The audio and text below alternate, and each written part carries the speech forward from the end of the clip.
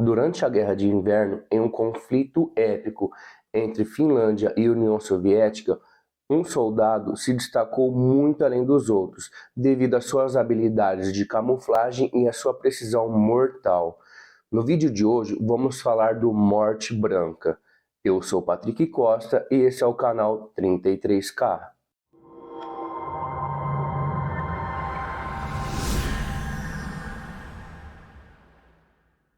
O nome dessa lenda é Simon Haira.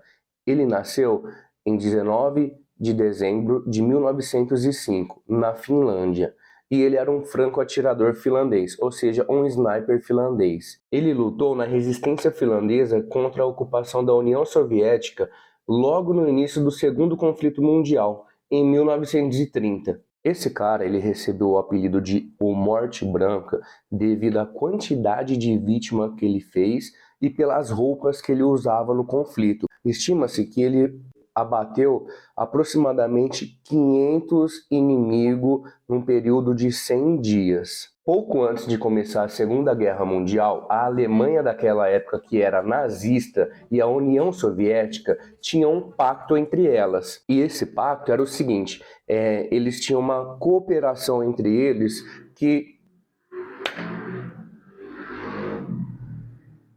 Ei, Motinha!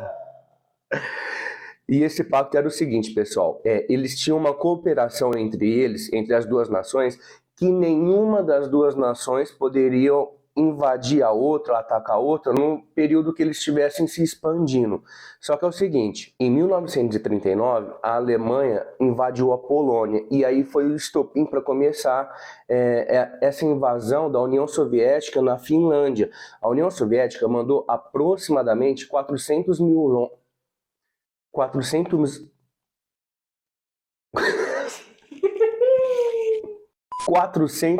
soldados para invadir a Finlândia. Só que é o seguinte, mesmo a União Soviética tendo cerca de 3 vezes mais do que os finlandeses de soldado, eles não estavam preparados para bater de frente com os finlandeses, porque os finlandeses eles estavam muito bem preparados. Apesar de eles terem sido pegos de surpresa, eles ainda tinham uma arma muito forte e secreta, que era o tal do Morte Branca. A principal função de Simon Haira era impedir que os soviéticos invadissem o rio Kola e o lago Ladoga. E para saber se os snipers estavam fazendo um bom trabalho durante a guerra, era feita uma contagem de abate diariamente. E foi aí que foi descoberto o estrago que o Simon Haira estava fazendo no exército soviético, com mais de 500 baixas no final do conflito. Caralho, o maluco é brabo.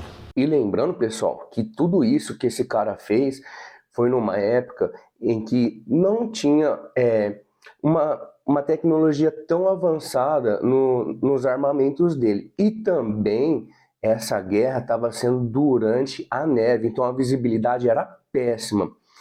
Segundo relatos e as minhas pesquisas, o Simon Haira, ele preferia usar miras de ferro ao invés das miras telescópicas, porque ele falava que as miras telescópicas, que eram um pouco melhor do que a de ferro, poderia revelar a localização dele, o sol poderia refletir lá na lente e isso revelar a localização dele, então ele preferia as miras de ferro.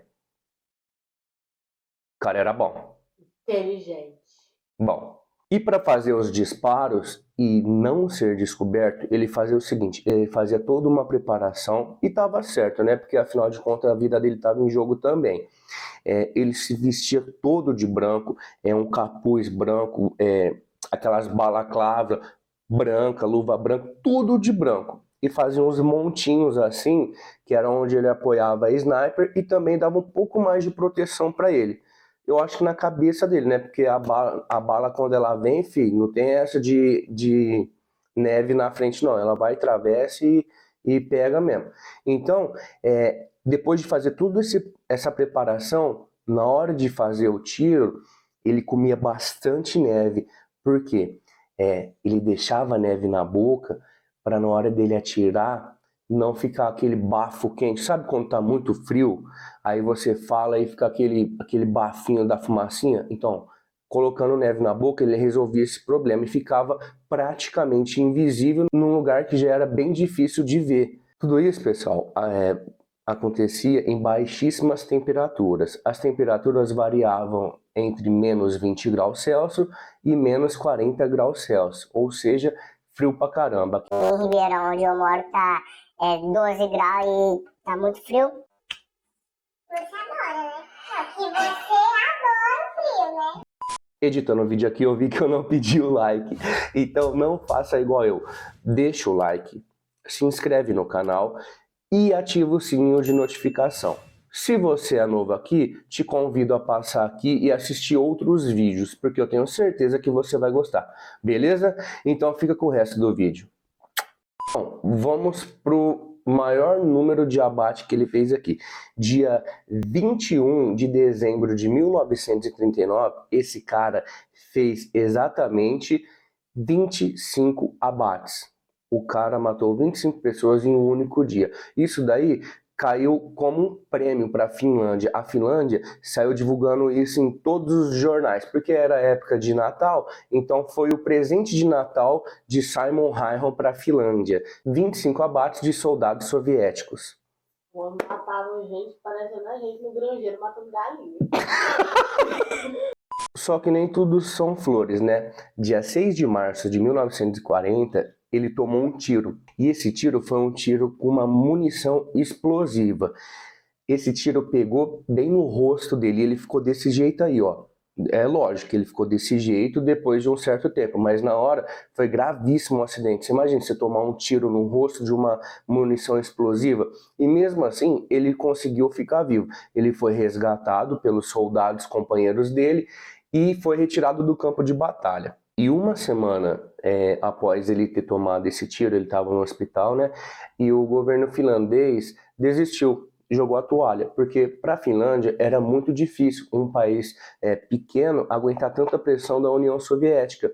Então, assim, eles assinaram um tratado que eles iriam eles tinham que dar 10% aproximadamente do seu território para a União Soviética e aproximadamente 20% das suas indústrias também iriam para a União Soviética. E depois da guerra, o Simon Raiho, ele voltou como, para a Finlândia? Ó,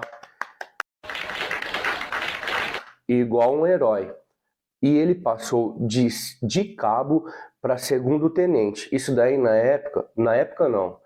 Até hoje é a maior premiação entre soldados lá na Finlândia. O cara foi igual o Naruto, saiu de Genin e foi para Hokage direto. Eu não entendo nada. E durante uma entrevista em 1998, foi perguntado para ele como ele se tornou um sniper tão bom. Você sabe o que ele respondeu? O quê?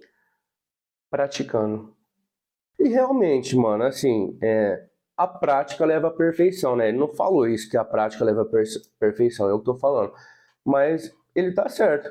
Foi sim, simples e falou praticando e realmente. E ainda na mesma entrevista foi perguntado para ele se ele se arrependia de ter feito tantos abates, tantas mortes. E ele falou que não, que ele simplesmente fez o que foi passado para ele, que aquilo lá para ele era o serviço dele. E ele fez da melhor forma. E realmente é verdade, né? Se for ver, a vida dele também estava em risco. E aos 92 anos, em 2002, ele vem a falecer, deixando assim um legado enorme do Morte Branca. Então é isso, meus queridos. Espero que vocês tenham gostado do vídeo. Muito obrigado por assistir até aqui. E eu espero vocês quarta-feira que vem, beleza? Tamo junto, é nóis.